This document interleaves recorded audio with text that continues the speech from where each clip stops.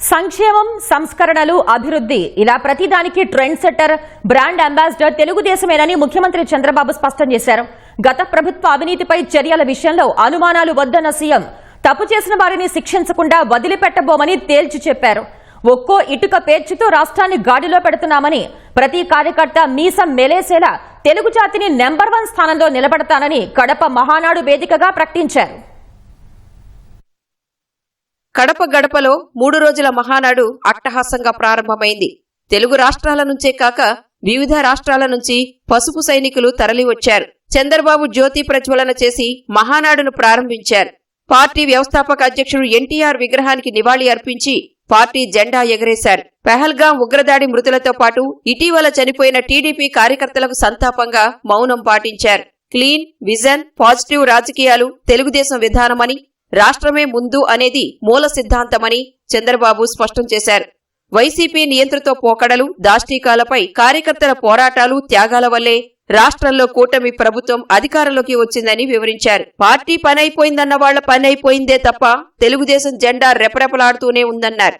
ఎన్నికల్లో జనసేన, బీజేపీల సహకారం మరువలేమన్న సీఎం వచ్చే ఎన్నికల్లో మరింత కష్టపడి కడప జిల్లాను క్లీన్ స్వీప్ చేద్దామని పిలుపునిచ్చారు. పాలనంటే హత్య రాజకీయాలు, కక్ష సాధింపులు, వేధింపులు, తప్పుడు కేసులని మార్చేశారు గత ప్రభుత్వం. విధ్వంస పాలనతో రాష్ట్రాన్ని సర్వనాశనం చేశారు. దీన్ని ప్రశ్నించిన తెలుగుదేశం కార్యకర్తల్ని, నాయకుల్ని ప్రాణాలు తీశారు, వేటాడారు, వెంటాడారు, అక్రమ కేసులు పెట్టి అరెస్టులు చేశారు. కానీ ఒక్క వ్యక్తి కూడా ఎత్తిన జెండా దించకుండా పోరాటం చేసిన మిమ్మల్ని మనస్ఫూర్తిగా అభినందిస్తున్నా. మీ త్యాగాలు వృధా కానివ్వం. కార్యకర్తల కష్టానికి గౌరవం, గుర్తింపు ఇస్తాం, సంక్షేమం చూపిస్తాం. ఈ రాష్ట్రాన్ని దశ దిశ మార్చే కార్యక్రమాలకు శ్రీకారం చుడతాం. ఉమ్మడి కడప జిల్లాలో 10 స్థానాలకు గాను 7 స్థానాలు గెలిచాం. మన సత్తా చాటాం. ఈసారి ఇంకొంచెం కష్టపడితే 10కి 10 మనమే స్వీప్ చేస్తాం. అవినీతిపై తెలుగుదేశానిది రాజీలేని పోరాటమన్న చంద్రబాబు ఓబుళాపురం అక్రమమైని, రాజా ఆఫ్ కరప్షన్ అంశాల్లో టీడీపీ పోరాటం నిజమని న్యాయస్థానాల్లో రుజువైందన్నారు. వైసీపీ ప్రభుత్వ అవినీతిపై విచారణ కాస్త ఆలస్యమైన శిక్ష తప్పదని తేల్చి చెప్పారు. ఎన్నికల్లో మనల్ని గెలిపించి అవినీతి పాలకుల్ని ప్రజలు తరిమేశారు. అక్రమార్కుల్ని శిక్షించే బాధ్యతలు మనకిచ్చారు. ప్రజా సంపద దోపిడీ చేసిన వారిని, గాడి తప్పిన నాయకుల్ని, అధికారుల్ని ఉపేక్షించే సమస్య లేదు. తప్పు చేసిన వారికి ఆలస్యం కావచ్చేమో గాని శిక్ష తప్పదని మరొకసారి ఈ సందర్భంగా విజ్ఞప్తి చేస్తున్నా. కూటమి ప్రభుత్వం అధికారంలోకి వచ్చిన తర్వాత విధ్వంస పాలకుల స్కాముల లెక్క పెడుతున్నాం. ఇన్వెస్టిగేషన్ కు ఆర్డర్లు ఇచ్చాం. తప్పకుండా ఒకటే చెప్తున్నా, ఎవరు అవినీతి చేసినా కక్కిచ్చే బాధ్యత ఎన్డీఏ ప్రభుత్వం తీసుకుంటామని మీ అందరికీ విజ్ఞప్తి చేస్తున్నా. డిజిటల్ కరెన్సీ పెద్ద ఎత్తున వినియోగిస్తున్నందున అన్ని పెద్ద నోట్లు రద్దు చేయాలని చంద్రబాబు మరోసారి కేంద్రాన్ని కోరారు.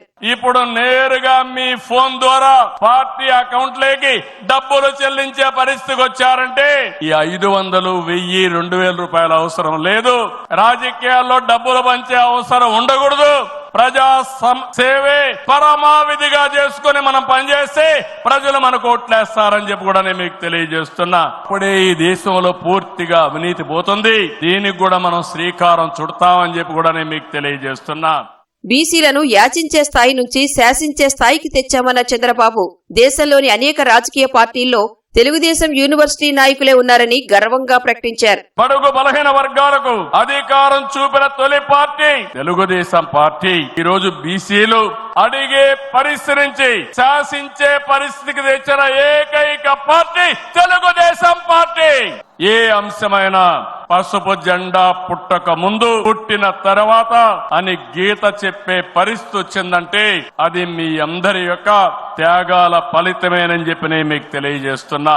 జాతీయ స్థాయిలో కేంద్ర ప్రభుత్వాలు తీసుకున్న అనేక నిర్ణయాల్లో తెలుగుదేశం పార్టీ కీలక పాత్ర పోషించింది.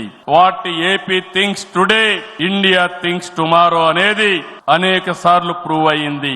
ఈ ప్రయాణం మరింత గొప్పగా సాగాలి. ప్రస్తుత టెక్నాలజీ యుగంలో ప్రజల అవసరాలకు అనుగుణంగా పార్టీ విధానాల్లో నూతనత్వాన్ని తీసుకొద్దాం.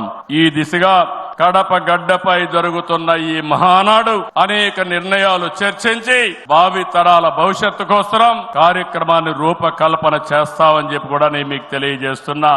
సమర్థవంతమైన నాయకత్వాన్ని ఇంకా పెంచుకోవాలన్న చంద్రబాబు చివరి మైలులో ఉన్న కార్యకర్తకు కూడా న్యాయం జరిగే పొలిటికల్ గవర్నెన్స్ అందిస్తామని హామీ ఇచ్చారు. ఈ మహానాడు వేదికగా చెప్తున్నాం, ప్రతి ఒక్క కార్యకర్త గర్వపడే పాలనిస్తాం, మీ గౌరవాన్ని పెంచుతాం, మీరిచ్చిన హామీలన్నీ నెరవేర్చే బాధ్యత ఒక పార్టీ అధ్యక్షుడిగా ముఖ్యమంత్రిగా నేను తీసుకుంటానని చెప్పి కూడా నేను మీకు తెలియజేస్తున్నా. కూటమిగా మన 3 పార్టీలు కలిసి నడవాలి, మనం కలిసి గెలవాలి. తెలుగు జాతి నెంబర్ 1 కావాలంటే తెలుగుదేశం పార్టీ ఎప్పుడూ ముందుండాలని చెప్పి మీకు తెలియజేస్తున్నా.